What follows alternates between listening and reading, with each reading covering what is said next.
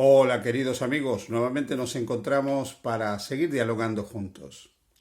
El Evangelio de Marcos en el capítulo 3 nos narra el momento en que Jesús llamó a los apóstoles, a esos hombres que fueron enviados para predicar el Evangelio del reino de Dios que Jesús había venido a anunciar y que él quería que ellos proclamaran. Hemos hablado acerca del llamamiento de Pedro y de qué manera Dios transformó a Pedro. Pedro, aquel que fue llamado Cefas, que quiere decir piedra, debido a la dureza de su genio, de su carácter, a los problemas temperamentales que él tenía. Pero Pedro fue transformado por la gracia de Dios. Porque si algo tiene la gracia de Dios es que puede transformar a todas las personas. El Evangelio de Marcos, el capítulo 3, versículo 17, menciona entre aquellos que Jesús llama a dos hermanos. A Jacobo, hijo de Zebedeo, y a Juan, su hermano, a quien apellidó Boanerges, esto es, hijos del trueno. ¿Sabéis? Yo quiero hablaros en esta mañana acerca de Jacobo. Jacobo y por qué fue llamado hijo del trueno. La expresión hijo del trueno es una expresión que aparece solamente en el Nuevo Testamento en la mención que se hace de este sobrenombre que le puso Jesús a Santiago o Jacobo y a Juan, su hermano. Pero de Juan no hablaremos ahora, hablaremos de Jacobo. Lo interesante es que ambos son llamados hijos del trueno. Es cierto que nosotros, a medida que vamos leyendo la vida de Jacobo y de Juan, descubrimos que ambos tenían un temperamento fuerte, muchas veces irracional.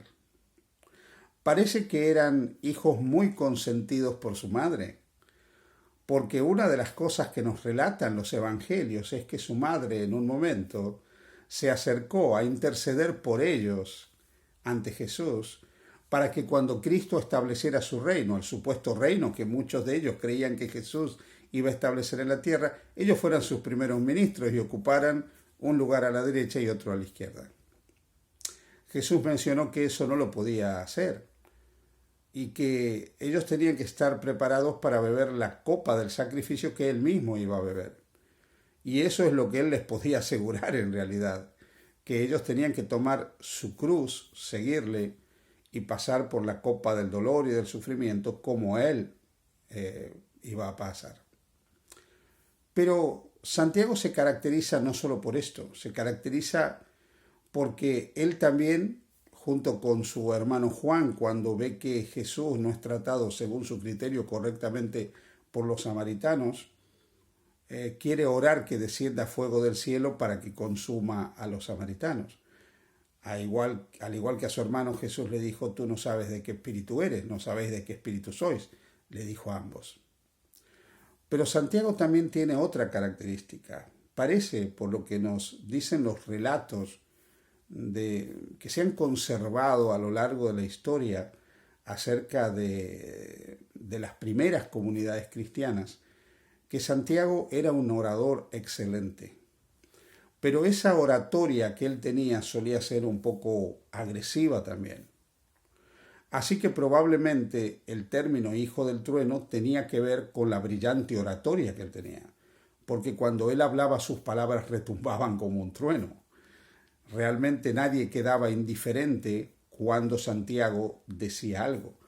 Por lo menos Jerónimo, el famoso San Jerónimo que traduce tanto el Antiguo como el Nuevo Testamento en Belén a la lengua latina, recordará menciones que se habían hecho desde los primeros siglos del cristianismo, mencionando esta capacidad oratoria de Santiago, y que él realmente era un orador excelente, pero muy fuerte, a veces violento en la forma en que él expresaba la verdad. Así que probablemente el término hijo del trueno en relación con Santiago se debe a esto. Se debe a que él era un predicador elocuente pero agresivo. No tenía celo de Dios, como dice el apóstol San Pablo, pero no tenía ciencia. No obstante, nosotros vemos que Santiago aprende a estar al lado de Jesús. Lo vamos a ver con Jesús en el monte de la transfiguración. Lo vamos a ver con Jesús también cuando Jesús no solo está en el monte de la transfiguración, sino que va al huerto de Getsemaní. Santiago formaba parte de lo que podemos llamar ese círculo cercano, íntimo de Jesús. Él fue desarrollando una amistad y una relación estrecha con Jesús. Es cierto que como los otros discípulos flaqueó y en el mismo huerto de Getsemaní abandonó a Jesús. Pero no es menos cierto que él volvió.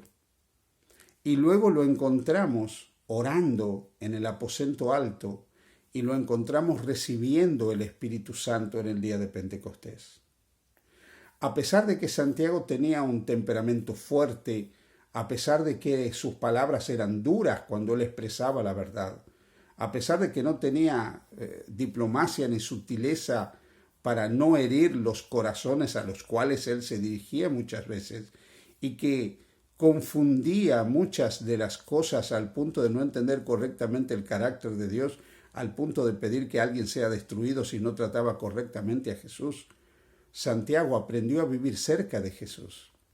Y esa cercanía con Jesús, esa proximidad con Jesús, fue cambiando la vida de Santiago. Fue transformando la vida de Santiago. La palabra de Dios nos menciona que Santiago finalmente fue tomado preso y fue en el año 44 fue decapitado. Él murió como mártir. Antes de negar a Jesús, eligió el camino del martirio. Y él se entregó dócilmente a la espada del verdugo. El hombre altanero, el hombre agresivo, el hombre que tenía un temperamento rudo, fuerte y reflexivo, hiriente incluso en sus palabras, aprendió a caminar tan cerca de Jesús que finalmente llegó a ser semejante a Jesús como una oveja llevada al matadero. Y dócilmente entregó su vida para ser entregada como testimonio de su fe y su confianza en Jesús. Hay muchas historias acerca de qué pasó luego de que Santiago fue decapitado. Una antigua, muy vieja tradición dice que cuando los apóstoles, tras la muerte de Jesús, se dividieron el mundo, a Santiago le tocó venir a España, pero no pudo venir porque lo decapitaron en el año 44. Según esa antigua tradición, algunos amigos, discípulos de él, decidieron traer el cuerpo de Santiago a España. Y entraron justamente por la ría de La Coruña, y cuando el barco que llevaba el cuerpo de Santiago entraba, las vieiras que estaban en la orilla del río se empezaron a abrir. Según esa tradición, el cuerpo de Santiago fue depositado en lo que hoy es Santiago de Compostela, y la catedral, la basílica que hay ahí, alberga los restos de Santiago.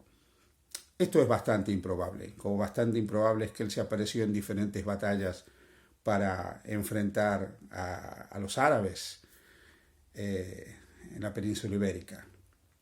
Todas estas leyendas piadosas simplemente han querido hacer de Santiago un santo, y muchos han desarrollado dentro del catolicismo, la iglesia ortodoxa, incluso la iglesia anglicana, devoción a Santiago.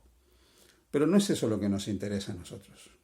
Lo que nos interesa es cómo Dios pudo transformar la vida de este hombre.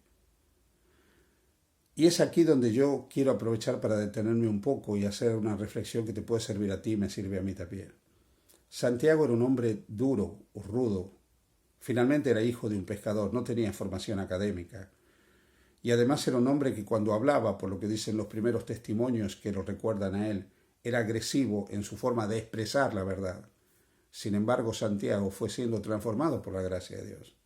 Se transformó en un hombre dócil, casi como una oveja que podía ser llevada dócilmente al matadero. Es probable que nosotros tengamos celo de Dios, pero muchas veces seamos duros a la hora de expresar las convicciones que nosotros tenemos. Nunca debiéramos olvidar que la palabra de Dios y el mensaje de Dios debe ser dado no solo en la forma adecuada en cuanto al contenido, sino de la manera adecuada en cuanto a cómo lo expresamos. Es importante que nosotros comuniquemos la verdad de Dios desde el amor de Dios, que comuniquemos la verdad de Dios desde la compasión y la misericordia de Dios, porque finalmente son las cuerdas de amor las que atraen. Probablemente tú o alguno de los que me está escuchando, algún amigo, amiga, hermano, hermana que me está escuchando en este momento, tiene problemas de carácter y ama a Dios, pero cuando habla acerca de Dios es duro, hiere al que está escuchando, ataca las ideas del otro, ataca los sentimientos del otro. Como Santiago, somos hijos del trueno muchas veces cuando nos dirigimos a los demás. Pero la buena noticia es que Jesús nos puede transformar y puede hacer de nosotros personas dóciles como Santiago, que aprendamos a ser más semejantes a una oveja que a un león. Así que, querido hermano, hermana, amigo, amiga que me escuchas, hay transformación para todo aquel que se pone en las manos de Jesús. Quizás somos hijos del trueno, pero en las manos de Jesús podemos ser transformados en un suave mensaje de Dios y no en un tempestuoso mensaje pronunciado por nuestros labios no santificados. Que Dios te bendiga. Feliz día junto a Jesús.